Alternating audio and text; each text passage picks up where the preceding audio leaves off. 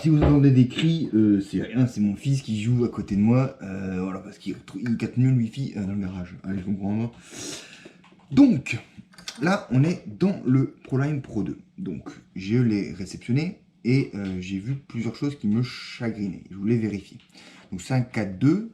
Donc, dans le 4.2, bah, tu as toute la transmission qui est sur la transmission du train arrière, forcément.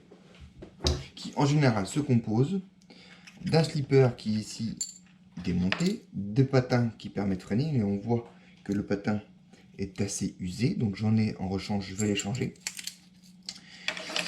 D'une cascade de pignons, ici, et du différentiel qui ici n'est pas à billes, mais bien 4 différentiels, 4 pignons, 4 planétaires, 4 satellites, 2 planétaires, 4 satellites, pardon, et quand j'ai ouvert, il n'y avait plus de graisse. Donc là j'ai remis de la 7000. Alors on n'est pas trop, dur, parce qu'on est en 4.2, et qu'on veut quand même que ça arrête de faire des têtes à queue tout le temps. Donc là, grosso modo, on vérifie donc les diffs. Donc c'est bien 4 planétaires, ce qui pour une petite est un diff standard.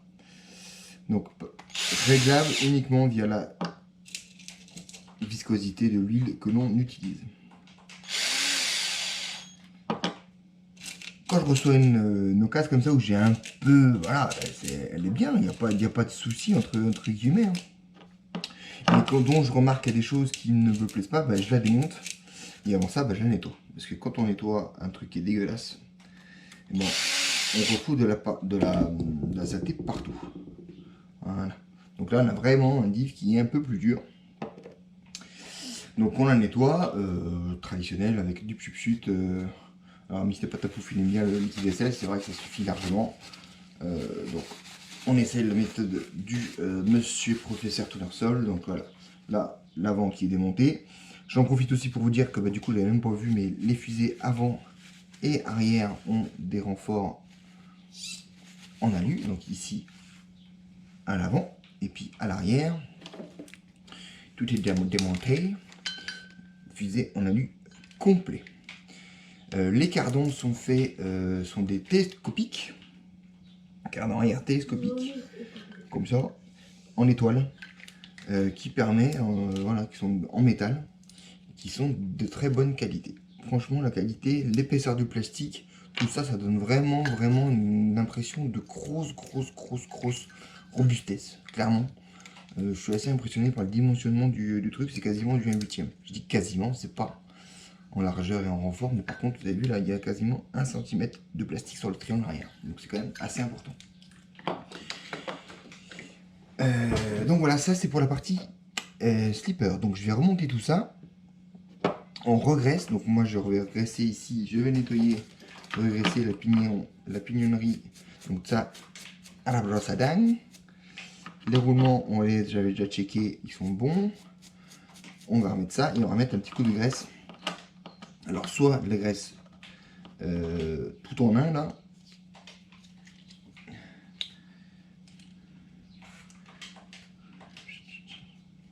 Voilà. Soit de la graisse marine. Mais la tout en un, elle va très bien pour ce genre de... Elle va très bien, mesdames et messieurs. Elle va très bien. La voiture, elle va très bien.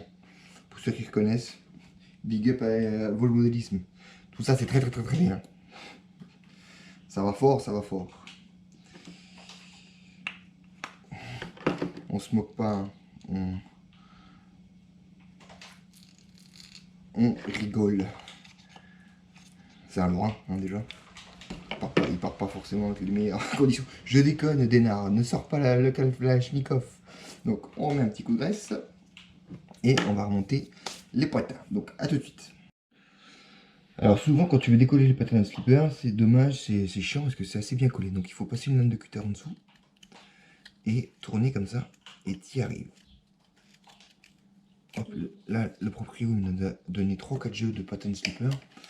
On va partir sur du neuf parce que quand au premier essai comme ça de tour de roue, j'ai remarqué que ma femme allait m'engueuler.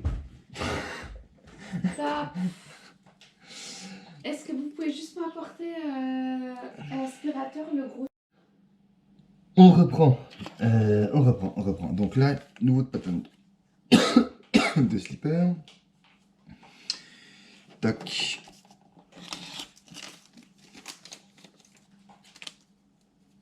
Et en fait, il y a une petite bande adhésive dessus. Et ça, tu l'enlèves.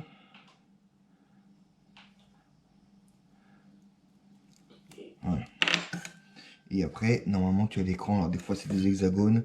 Des fois, tu as l'écran comme ça, des croix. Donc, tu as juste à suivre les empreintes.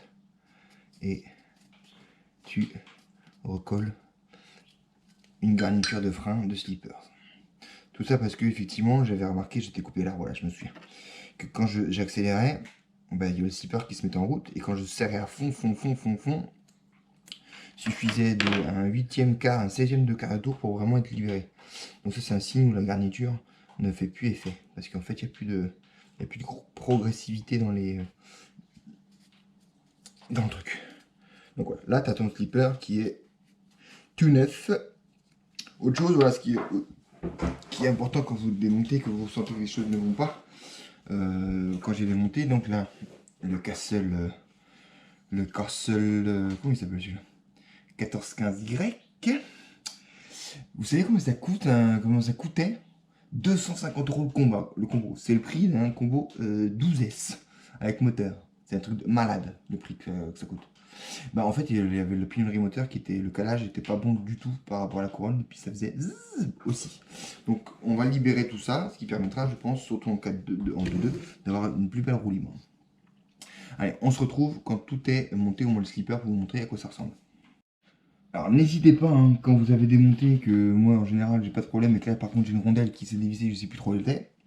L'avantage quand tu as une notice, c'est que tu as sous la main, tu n'as pas besoin sur le PC, le PDF et tout le bazar. Donc on va remonter ça tranquillement avec les rondelles aux bonnes places. Alors, revoici l'arrière démonté et le slipper remonté. Donc on a bien fait gaffe à l'autre dent. Pour le réglage du slipper, ça c'est tout à fait sur le terrain, on ne peut pas le faire de facto, on vous donne un réglage de base. Moi, le gars, il est quand même vachement sympa. Hein. Il te le met sur le capuchon du slipper. Hein, pour ceux qui arrivent à le lire, c'est marqué un tiers de tour de quand on est serré, on desserre. C'est-à-dire, on serre notre slipper à fond ici, et on desserre d'un tiers de tour. Donc ça, c'est le réglage qu'il a mis lui. On va essayer. Et ça se fait de toute façon sur le terrain.